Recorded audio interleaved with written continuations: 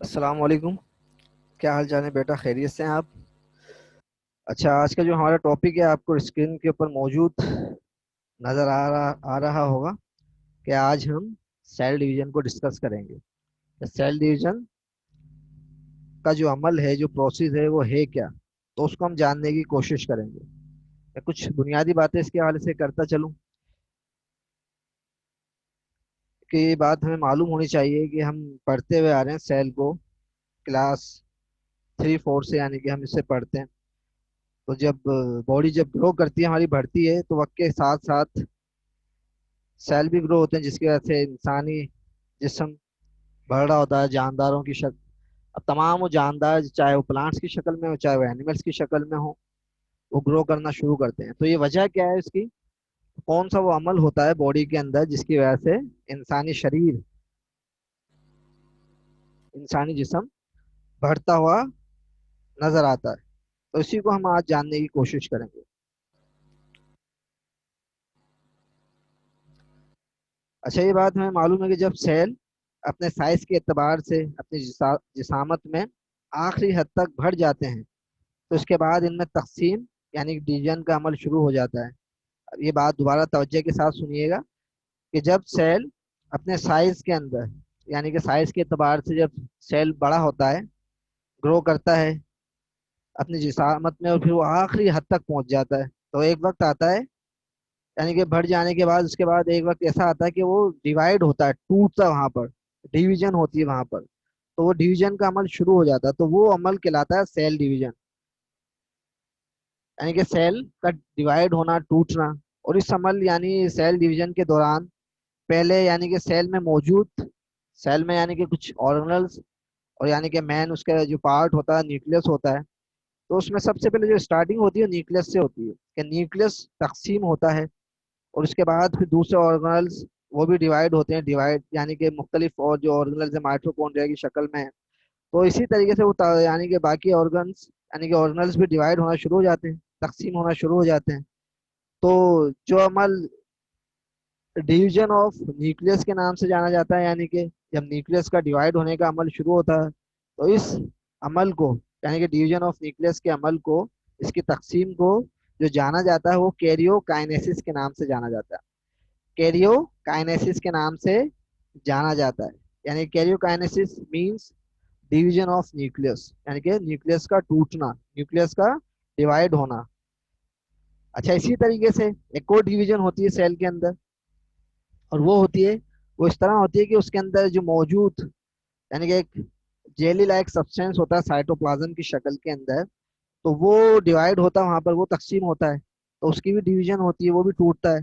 जब न्यूक्लियस टूटता है तो वो भी टूटता है, और फिर वो अलग अलग सेल की शक्ल इख्तियार कर लेता है। और फिर वो जो तमाम जो क्वांटिटी होती है ऑर्गेनल्स की, जो पहले सेल में होती है वही क्वांटिटी, यानी कि सेल जो जब डिवाइड होते हैं, 1 से 2, 2 से 4, तो तमाम वही, यानी कि उसी मिकदार के अंदर वो तमाम चीजें जो पहले सेल में मौजूद होती है, बाकी तमाम सेल के अंदर भी उसी तरीके से वो डिवाइड होकर तकसीम हो जाती हैं, और वो उसी क्वांटिटी के अंदर वो चीजें उसमें मौजूद होती है। अच्छा, साइटोप्लाज्म की जो डिवीजन होती है, उसे जाना जाता है साइटोकाइनेसिस के नाम से, यानी कि division of cytoplasm is known as cytokinesis. ये बुनियादी वो नुक्ता था जहां पर आपसे यानी कि बात करनी थी, क्योंकि इसके अंदर आगे स्लाइड्स के अंदर कुछ काम बाद में, क्योंकि स्टार्टिंग के अंदर कुछ बुनियादी एग्जांपल्स के साथ आपको समझाना मकसूद है, ताकि बात हमें डिवीजन ऑफ सेल, यानी कि सेल डिवीजन के हवाले से बात, कॉन्सेप्ट हमारा क्लियर हो सके कि सेल डिवीजन है क्या दरअसल। अच्छा, ये बात भी हमें यानी कि मालूम होनी चाहिए। सबसे पहले मैं ये पॉइंट, यहाँ पे एक स्लाइड है, ये कुछ पॉइंट्स के ऊपर बात कर लेते हैं हम। व्हाट इज सेल, के सेल है क्या, दरअसल सेल की हकीकत क्या है? तो cell are the basic unit of all living things, यानी कि तमाम जानदारों के बेसिक यूनिट हैं ये। बेसिक यानी कि बुनियाद, तमाम जानदारों की बुनियाद है। और इसी के इसके साथ दूसरा पॉइंट, सेल मेक अपॉन, यानी कि makeup bones, muscle, skin and blood, यानी कि सेल जो तैयार करते हैं, जो चीज़ें बनाते हैं, बोन्स की तश्कील देते हैं, मसल्स की तश्कील देते हैं, स्किन को बिल्डअप करते हैं, और ब्लड को बनाने के अंदर इनका काम किरदार होता है। तो सेल बुनियादी तौर पे ये चीज़ें हमारी बॉडी के अंदर बना रहे होते हैं। इसी तरीके से cell make up leaves, root, stems and flowers. इसी तरीके से जिस तरीके से जानदारों के हवाले से बात की, एनिमल्स है या ह्यूमन बींग्स हैं, उसके अंदर बोन्स, मसल, स्किन, ब्लड की यानी कि तश्कील देते हैं।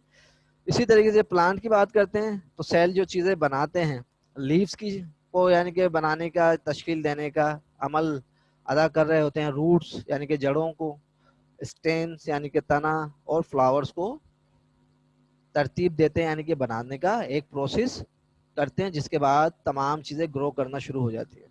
अच्छा, इसी तरीके as the organisms grows the cell must reproduce, यानी कि जब ऑर्गेनिज्म ग्रोस करते हैं, बढ़ते हैं, कोई भी जानदार हो, चाहे वो इंसानों की शक्ल में हो, एनिमल्स की शक्ल के अंदर हो,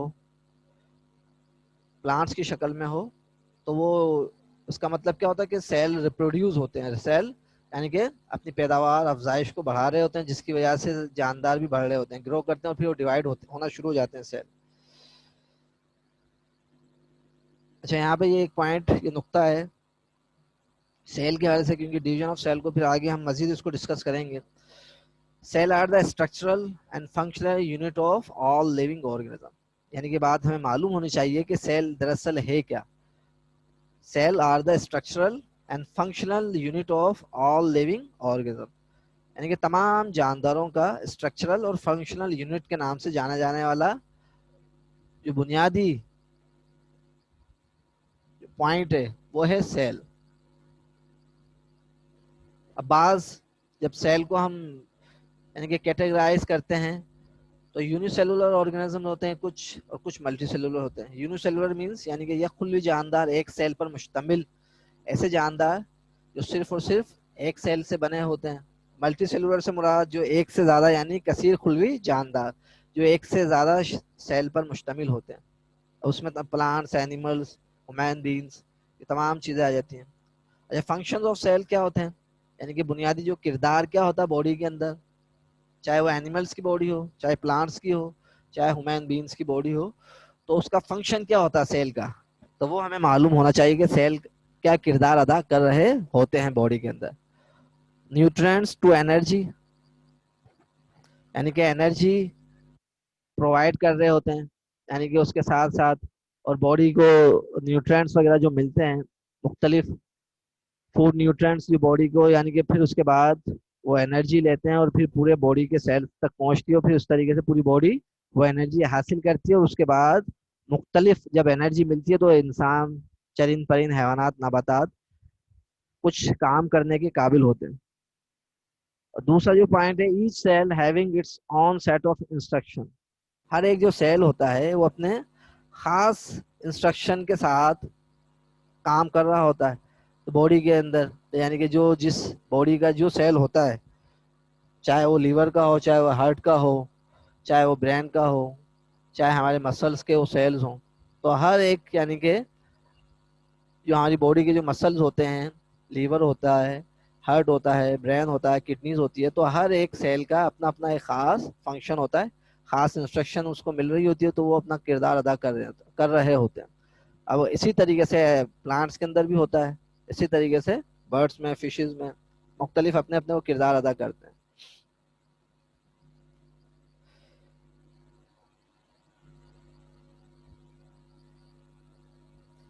अच्छा, eukaryotic cell division, eukaryotic cell division के हवाले से हम जब बात करते हैं, eukaryote must divide their nucleus, यानी कि यूकेरियोट्स जो होते हैं, ऐसे जानदार जो कि यूकेरियोट्स होते हैं, वो अपने न्यूक्लियस को लाजमी तौर पर क्या करते हैं, डिवाइड करते हैं। Another organelles such as mitochondria, इसके साथ साथ दूसरे ऑर्गेनल्स भी इसके साथ डिवाइड होते हैं माइटोकॉन्ड्रिया की शक्ल में। अच्छा, इन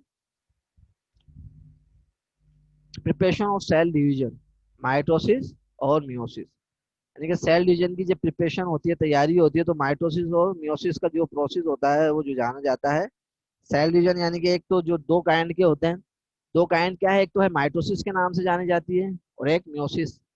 तो हम आगे चल के माइटोसिस को डिस्कस करेंगे इस प्रेजेंटेशन के अंदर, मगर अभी इधर जो बेसिक जो नुक्ता है वो डिवीजन ऑफ सेल यानी कि सेल डिवीजन के ऊपर अभी इधर हम बात कर रहे हैं।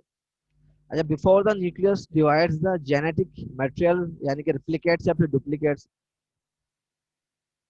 न्यूक्लियस के डिवाइड होने से यानी कि पहले जेनेटिक मटेरियल की यानी कि रिप्लिकेशन होती है, और फिर उसकी डुप्लीकेट बनता है उसका, उसी की यानी कि कॉपी बनती है। जो पहला जो सेल होता है, वो उसी के जब डिवीजन होती है सेल की, तो जब सेल डिवाइड होता है तो जेनेटिक इंफॉर्मेशन यानी कि डुप्लीकेट की शक्ल के अंदर जो दूसरा जो सेल जो टूटता है, डिवाइड होता है, उसके अंदर तमाम वो इंफॉर्मेशन जो कि पहले सेल में, एक सेल के अंदर होती है, जब वो 1.5 सेल में तकसीम हो जाता है, तो उसके अंदर भी वो डुप्लीकेट हो गई पूरी की पूरी।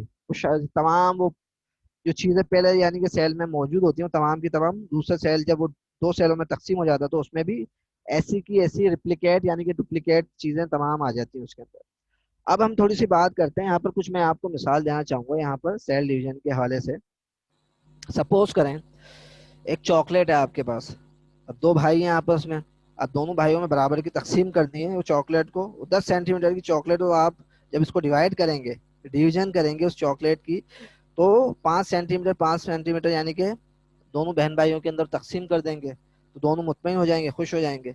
तो ये बात हमें मालूम होनी चाहिए, ये एक अमल है जो कि डिवीजन का कहलाता है। अब मुख्तलिफ यानी कि रोजमर्रा जिंदगी के हवाले से ऐसी बेशुमार डिवीजन है जो जिससे हमारा बिलवास्ता यानी कि सामना पड़ रहा होता है, और खुद से भी हम वो चीजें कर रहे होते हैं, मगर उसके ऊपर गौर व फिक्र नहीं होता, तो हमारे ध्यान से यानी कि ध्यान में नहीं होती वो चीजें।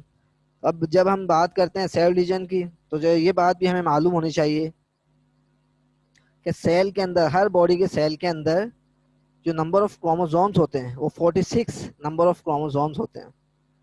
जब सेल डिवाइड होता है तो 2 सेल बनते हैं। जब सेल डिवाइड होता है, ये मिसाल दी ना आपको कि चॉकलेट की, तो जब सेल डिवाइड होता है तो उसके 2 सेल बन जाते हैं। तो दोनों में यानी कि जो नंबर ऑफ क्रोमोसोम्स की जो तादाद होती है 23 होती है। ठीक है, वो जब वो बराबर जब जाते हैं, जब वो, तो नंबर ऑफ क्रोमोसोम्स की तादाद यानी कि 46 के अंदर ही वो डिवाइड हो जाते हैं। नंबर ऑफ क्रोमोसोम्स की जो तादाद आ जाती है उसके अंदर। जैसे सपोज करें एक बच्चा है, जब जब उसका वजन 3 किलोग्राम होता है, वक्त के साथ साथ बड़ा होता है वो, यानी कि एडल्ट की शक्ल इख्तियार करता है। बच्चा बड़ा होता है तो इसके जिस्म के तमाम ऑर्गन्स, फेस, माउथ, यानी कि उसका चेहरा, फेस से मुराद माउथ, उसका मुंह, लीवर, हार्ट वगैरह, ये तमाम ऑर्गन्स क्या करते हैं, वो भी ग्रो करते हैं, वो भी बढ़ते हैं वक्त के साथ साथ जैसे जैसे वक्त गुजरता है। मगर जब वो एडल्ट हो जाता है तो इनकी ग्रोथ बंद हो जाती है। ये बात हमें मालूम होनी चाहिए कि जब वो एडल्ट यानी कि बड़ा हो जाता है तो उसकी ग्रोथ बंद हो जाती है, और बहुत से ऑर्गन की ग्रोथ बंद हो जाती है। यानी कि बेशुमार एग्जाम्पल इसके हवाले से दी जा सकती है, मगर अभी इधर हम आपसे एक बॉडी ऑर्गन्स के हवाले से बात करें कि बहुत से ऐसे बॉडी के अंदर ऑर्गन्स होते हैं जिनकी ग्रोथ क्या होती है, बंद हो जाती है। अब वो यानी कि बड़े नहीं हो सकते। तो इसी तरह इंसान और जानवर क्या मुसलसल बड़े होते रहेंगे? अगर इंसान और जानवर अगर मुसलसल बड़े होते रहे, तो इंसान का जो शरीर है, जिस्म है, वो कितना बड़ा हो जाए। अगर ग्रोथ रेट उसकी यानी कि सेल डिवीजन का जो अमल होता है अगर रुके ना एडल्ट होने के बाद, तो इंसानी जिस्म बड़ा होता रहे, तो वो एक ग्रोथ रेट एक मखसूस टाइम में मखसूस ऑर्गन्स की वो बंद हो जाती है। मगर ऐसा भी नहीं होता कि ये वो यानी कि मुस्तकिल वो, कुछ ऑर्गन्स ऐसे होते हैं कि जिनकी ग्रोथ बंद नहीं होती।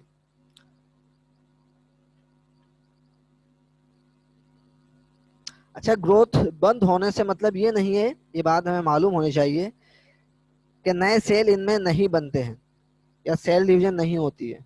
अब हम इसके ऊपर यानी कि एक मिसाल देकर मैं आपसे बात करूंगा, इसको आपको समझाना चाहूंगा। अब हम एक मिसाल लेते हैं, लेकर इसको समझने की कोशिश करते हैं, सेल या ऑर्गन्स कैसे ग्रो करता है।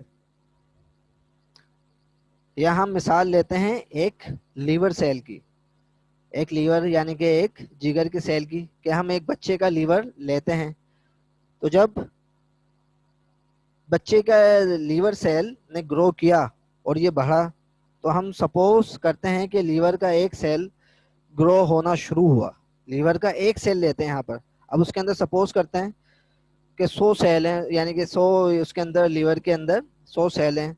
तो एक सेल ने जब ग्रो करना शुरू किया, तो वो 1 से 2 हुए, फिर वो 2 से 4 हुए, फिर 4 से 8 हुए।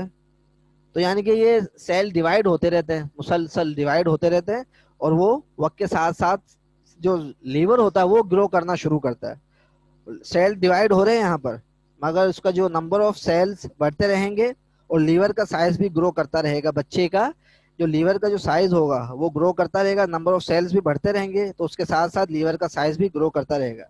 तो हर बार सेल डिवाइड होते रहेंगे, यानी कि मगर सेल का साइज हमेशा वही रहेगा जो पहले सेल का था। ये बात ध्यान में रखने की है। जो पहले साइज का, या फिर ये सेल यानी कि डिवाइड हो जाएगा और फिर इसी तरीके से सेल मुसलसल डिवाइड होते रहेंगे और बच्चे का जो लीवर का जो साइज होगा वो बढ़ता रहेगा। जबकि एडल्ट का, जब हम बात करते हैं एडल्ट की यानी कि एक बड़े की,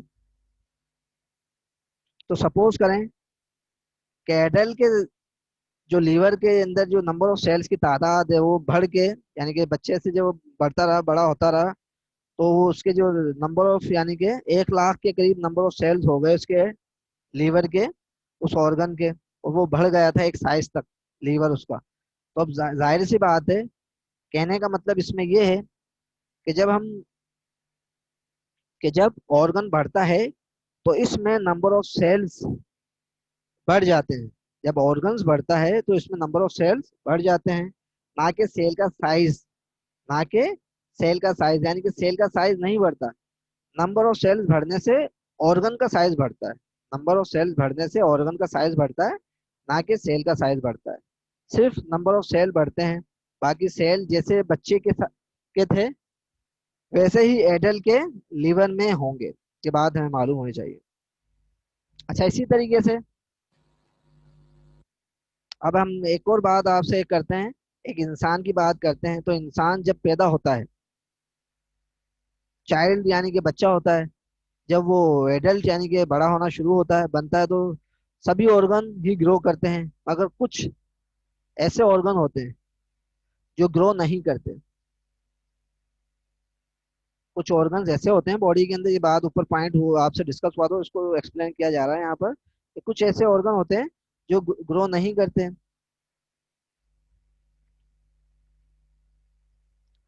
अच्छा, जैसे कि इसकी मिसाल इस तरीके से आप ले सकते हैं कि जो हमारी आंखें होती हैं, आईज हमारी, तो आईज के अंदर मौजूद जो कॉर्निया है ये कभी भी ग्रो नहीं करता। हमारी आईज के अंदर मौजूद जो कॉर्निया है ये कभी ग्रो नहीं करता। ये आई का एक पार्ट है कॉर्निया, तो ये ग्रो नहीं करता है क्योंकि इसमें जो ब्लड की सप्लाई प्रॉपर तरीके से नहीं होती है। जब ब्लड की सप्लाई नहीं होती है इसलिए ये ग्रो भी नहीं करता। इसलिए ये ग्रो भी नहीं करता। इसी तरीके से, इसी तरह ये हमारे जिस्म के अंदर हमें मालूम होना चाहिए कि 206 हड्डियां हैं। हमारे जिस्म के अंदर, ह्यूमन बॉडी के अंदर 206 हड्डियां होती हैं। तो जिस्म में मौजूद कान, इसके अंदर भी यानी कि एक हड्डी मौजूद होती है, यानी कि बोन मौजूद होती है, जो सबसे छोटी बोन होती है, smallest bone of human body की कहलाती है वो। उसको जो जाना जाता है स्टेप्स बोन के नाम से जाना जाता है। स्टेप्स बोन के नाम से जाना जाता है, जिसका साइज 3 मिलीमीटर का होता है। जिसका साइज 3 मिलीमीटर का होता है। ये smallest bone of human body कहलाती है। ठीक है, बात ये एक इंफॉर्मेटिव चीज है। इसको दूसरा जो इसका नाम है जो जाना जाता है, एयर ऑसिकल्स के नाम से भी जाना जाता है। स्टेप बोन्स को हम एयर ऑसिकल के नाम से भी जानते हैं, या उसको, तो उसे भी कभी यानी कि वो भी कभी ग्रो नहीं करती। वो भी कभी ग्रो नहीं करती। सबसे छोटी बॉन होती है, स्मॉलेस्ट बॉन होती है। तो वहां पे यानी कि नंबर ऑफ सेल में इजाफा नहीं होता, तो जिसकी वजह से उसकी ग्रोथ रुक जाती है। तो इसी बुनियाद के ऊपर वो छोटी रहती है और वो स्मॉलेस्ट बॉन ऑफ एयर के नाम से जानी जाती है। अभी हम बात करते हैं, फिर से मिसाल लेते हैं लीवर की। जब जब यानी कि हमारा ऑर्गन जो लीवर है ग्रो करके जितना इसने इसको बड़ा होता है, होना चाहिए था, तो इतना ये बड़ा हो जाता है। यानी जब ये अपने फुल साइज में पहुंच जाता है और मुकम्मल एक लीवर की शक्ल इख्तियार कर लेता है, तो सेल डिवीजन होना रुक जाती है। यानी कि एडल्ट के अंदर जब मुकम्मल तौर पे यानी कि लीवर अपने एक मखसूस, यानी कि ऑर्गन जो लीवर है एक मखसूस साइज के अंदर, शेप के अंदर आ चुका होता है, तो तब वहां पे जाके सेल डिवीजन का अमल रुक जाता है।